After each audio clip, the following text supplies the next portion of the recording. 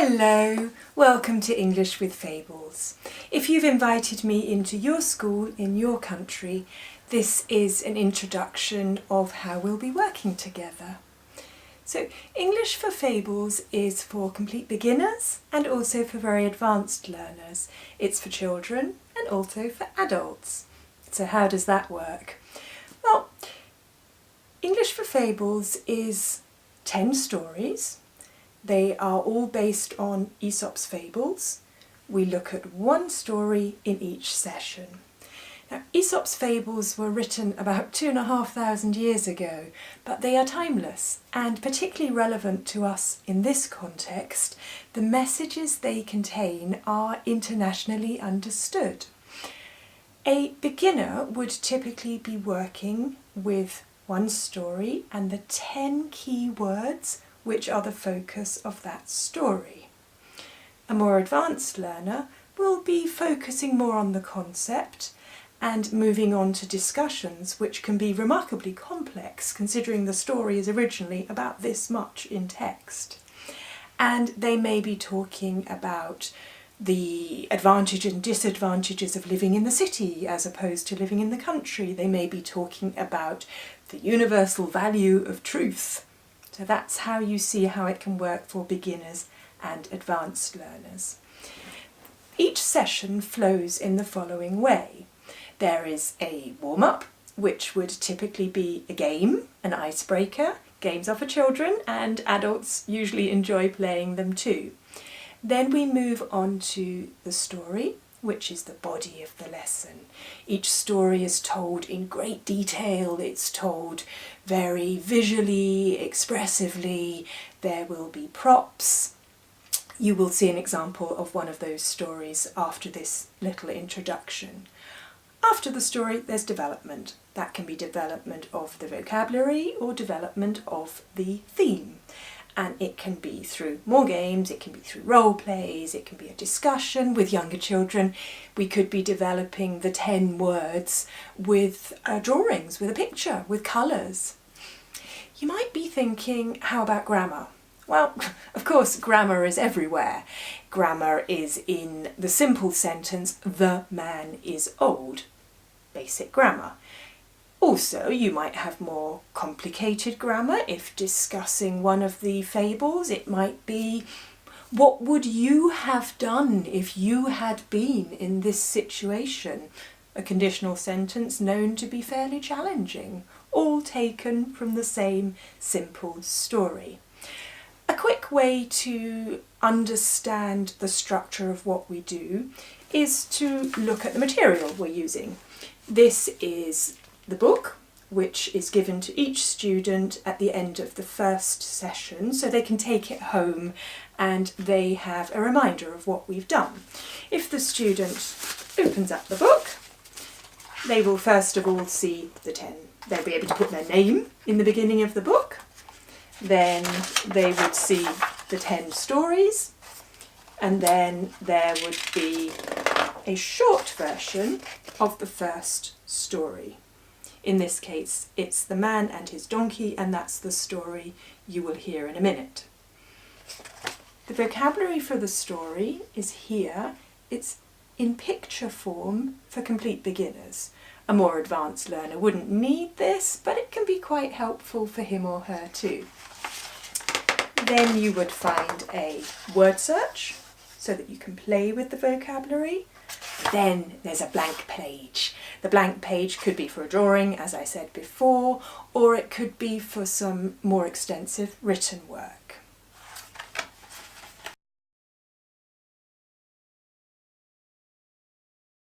The Man and the Donkey. Once upon a time, many, many years ago, in a place a long way away, there lived a man. The man's name was Jacob. Jacob was very, very old. Jacob was really quite fat. And Jacob was rather small. Jacob had a long white beard, as white as snow. His eyes were blue, and when you looked into his eyes, you knew that he had seen many, many things in his life. Jacob didn't have much money. He lived in a little house, all alone. No mother, no father, no brother, no sister, no children, just Jacob in the house. The house was near a river. The river flowed slowly. The water in the river was blue and cold. There were rocks in the river. On the sides of the river, the grass was green. The banks gently came and went to the distance. On the banks of the river, there were trees. The river was near the house. A long way away, there was the sea. The sea was beautiful. The sea was full of fish and lots of wide space. Now, Jacob, one time in the week, would go to the market. He would put on his cloak,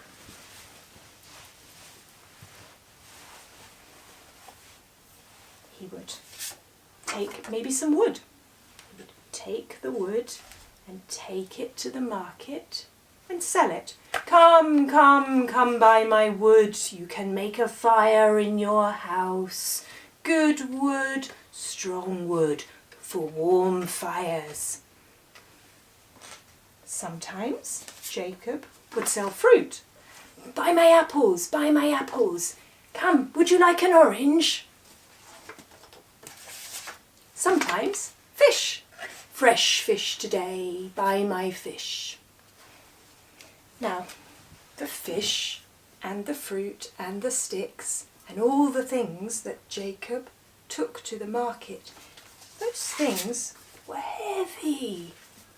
And Jacob, remember, was old and the things were heavy. But Jacob had a donkey, and he would take the fish or the sticks or the apples or the oranges and put them on the donkey's back. And then off Jacob would walk to the market with the donkey and the things on the donkey's back. Now, one day Jacob decided to go to the sea. Remember, it's a long way to the sea. First, he had to go over the river. So Jacob walked across the river and he pulled the donkey. The donkey was happy. The donkey had been through the river before. The water was cold, but it was not a problem. And then they got to the sea, but today in the sea there were not so many fish. So Jacob looked around. Ah, he had an idea. He thought, today I will take salt from the sea. And that's what he did. He got out his sacks. He had lots of sacks. And he filled each sack with lots and lots of salt. And then more salt. And then more salt. And when the sacks were full of salt, he tied them like this. And he had 6 sacks. He filled them with salt. And where did he put them? Of course, he called for his donkey. Come here, come here. And the donkey came, and Jacob put the sacks, the big sacks, on the donkey's back. And of course, that was very heavy. When all 6 sacks were on the donkey's back, Jacob walked off, and he took the donkey with him. They walked a long time. The sun was shining. It was hot, but after a while they got to the river. Now, it's not a problem. The man went into the river and he pulled the donkey into the river. And the donkey came with the bags of salt on his back. However, the donkey slipped and fell. He scrabbled around and got up again. Remember, the sacks of salt were on the donkey's back, and they were still there because Jacob had tied them very well. But what happens when you put a sack of salt into the water? The salt melted. Not all of it, just some of it. So when the man got back to his house and took the salt sacks off the donkey's back, there wasn't much salt left again. "Never mind," said Jacob. "Tomorrow we will go back to the sea and get more salt." So they did. The next morning, the cockerel cried, "Kikeriki!" and up they got. And they went through the river, across the fields to the sea. And again, Jacob filled the salt sacks with salt, and he put the salt sacks on the donkey's back, and off they went again. The sun was shining. It was hot. The donkey was tired. He plodded along with the heavy, heavy sacks on his back. And then they got to the river. And the donkey remembered, if I slip and fall, the bags on my back are not so heavy. So that's what he did. He walked into the river, looked around, and slipped. And all the salt melted away. The donkey came out of the river, up the green bank. Not heavy at all. And off he went, trotting on home. Jacob was angry. Very, very angry. That donkey! Jacob, that evening, went in his bed and he was thinking. The donkey had the salt on his back and he slipped. I'll show that donkey.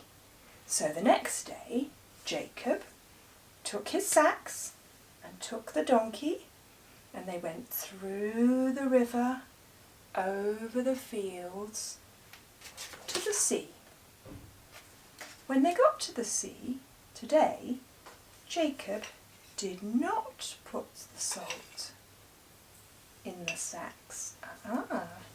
He put sponges from the sea on the donkey's back. Many, many, many, many sponges, until there was a big pile of sponge on the donkey's back. And the donkey, this is not a problem, and the donkey went. And then he got to the river, went in the river, and thought, it's better if I slip. Slipping is good. So he slipped, and the sponges got wet. And what happens when a sponge gets wet? It doesn't get lighter, it gets heavier. So when the donkey came out of the river, whoa! On his back the sponges were so heavy that he could hardly walk. The old man, Jacob, looked at the donkey and laughed. I showed you.